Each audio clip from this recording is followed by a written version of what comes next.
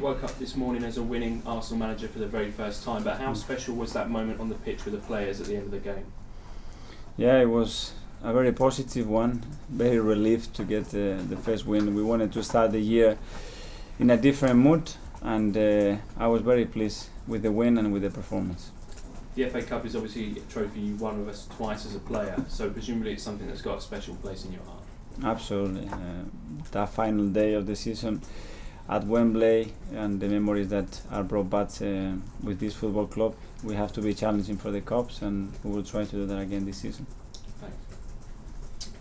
You played 3 matches in the space of 7 days. Has that taken a lot out of your squad?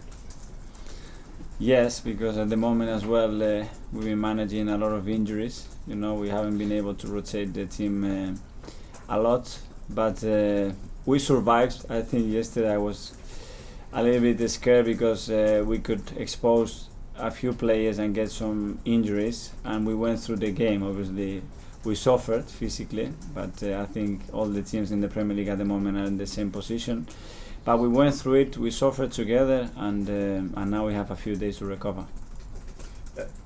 In beating Manchester United, and particularly the manner in which you played in the first half, has that set a standard now for everything going forwards? I hope so, that this is the least that we have to expect from the team. There are many areas that I would like to improve, for sure. But as well, in the short time that we've been together, to see such a change is encouraging for me, and I'm pleased with that. You spoke about Granit Xhaka after the victory over Manchester United. You said that he'd given you assurances about staying at Arsenal. What's changed? What's the reason, do you sense, behind his change? I had a conversation with him, and I wanted to understand his feelings, that's first, and his reason why he was thinking that this wasn't probably the right place for him to continue his career. I gave him my opinion, my perspective, and I told him that I was ready to support him from the club perspective, and I wanted his teammate to get his back and help him to change his mind because we needed him. And I believe that if we were able to do that, I think the fans will respond in a positive way, because I seen him act every day, how he trains, how he lives his profession, and the quality of the player. And I think he could be a really important player for the club. Hertha Berlin today still believe they can do a deal. What would you say to them? Is there no chance of him leaving at all? From my perspective, I don't want him to leave. That's not quite the same thing, though, is it? You don't want him to leave, but could it still happen? I hope. I don't want him. I said to the club no, and I said to him no. After in life, I cannot control what can happen. Listen, you said you wanted to have a chat with Raul and with Edu about this month with the window being open. I mean, broadly speaking, what can Arsenal fans expect? Well, that we're gonna try to be in the market to see options that can strengthen the team. That's for sure, and that's our obligation, and we're gonna be working on that. My obligation is to give my opinion on the things that we can improve. Obviously, we have some bad injury with Callum a few days ago. That obviously is gonna change our plans at the back. But the reality at the moment is that we're not going to be able to do much. I'm more concerned at the moment to get people back from injuries, than the signing, and try to improve the players that I have here, get everybody on board, understanding what we're trying to do. And if something extra comes up and we think is the right opportunity to improve what we have, let's do it. What is the situation with Callum Chambers then? Do you have an update for us on? He's in London. He's having a surgery, and we will know more after that this afternoon when he comes back from theatre. What's your gut feeling with it? Is he likely to be out for the rest of the season? I don't know, but obviously it will be a significant injury. We will see once they've gone in there what the doctor said, but yeah, it's not looking good.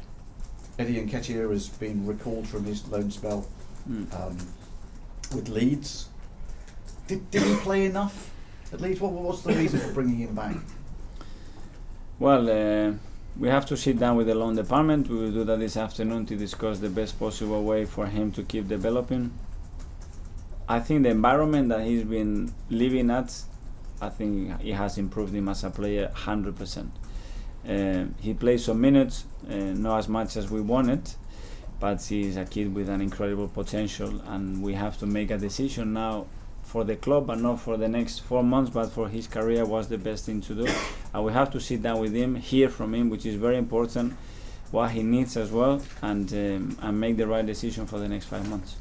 Do you sense that he will become part of your squad, or is it more likely that he'll go on loan somewhere else? Again, I have to speak with him. I think the first idea was that he was going to be on loan for the rest of the season.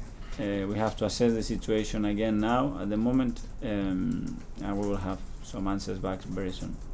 Listen, you're playing against Leeds. They are top of the Championship. Do you expect that they will be a Premier League team next season? I do so, yeah. And the way they play, the manner they behave, I followed that coach for a long time, and I know how tough it's going to be to play against them. What is it about Marcelo Bielsa that perhaps is a little bit different? What sets him aside?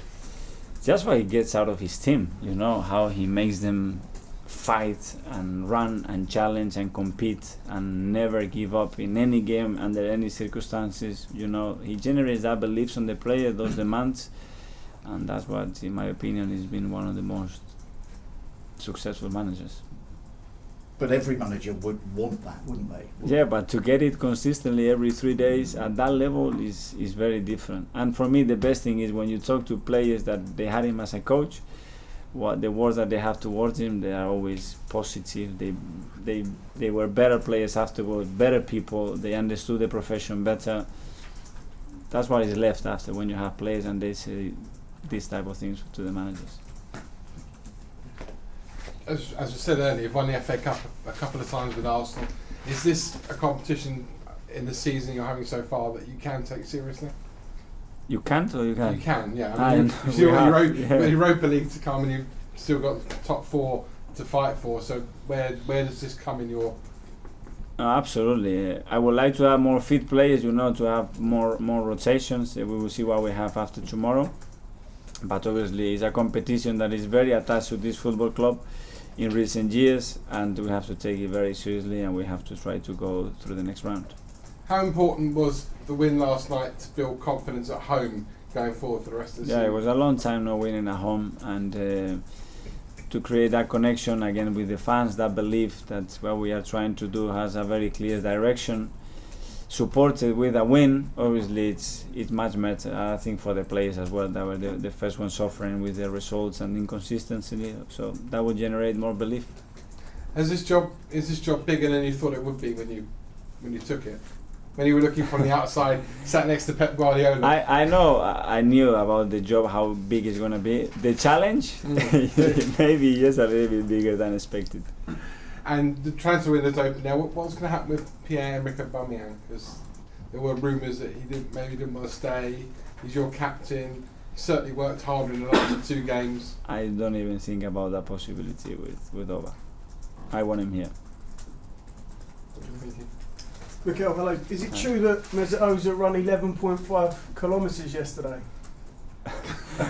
I haven't checked the physical stats yet. I was checking other things that in my opinion are more relevant. But just by looking at him and what he did on that pitch, I would say so, yes. He looked like he was putting in a shift. Have you been speaking to him about his work rate? How he needs to play like that? Yeah, but not just individually to him, to all the players individually and collectively, what I expect from them, and what they have to expect from each other when they are in that football pitch. So, and he's not different. He's got the same capacity to run like any other players. It's about will and about wanting to do it. David Luiz said you've put the fun back into Arsenal. How have you done that in the short time you've been here? I don't know, try to bring good energy, good spirit, trying to be positive with them, that there's still a long way to play in this league, that trying to give them clarity, a direction, and and to play football and enjoy this profession. That's the reason why they are here. They are such a privileged boys to play for this football club, and they have to realize every day, and we have to help them to realize that they are here to have fun as well, not just to have pressure and live with fear to play in that stadium. That when you get the crowd going, they are so privileged to be on that pitch. You mentioned Aubameyang. Is that what you want? The place to be a fun place to come to work, and then players to want to stay at Arsenal now? Absolutely, yes. Can I just check whether you have any other injury concerns as a result of last night? At the moment, no. At the moment, we are okay. Okay, guys, we take the cameras out. We'll do a split for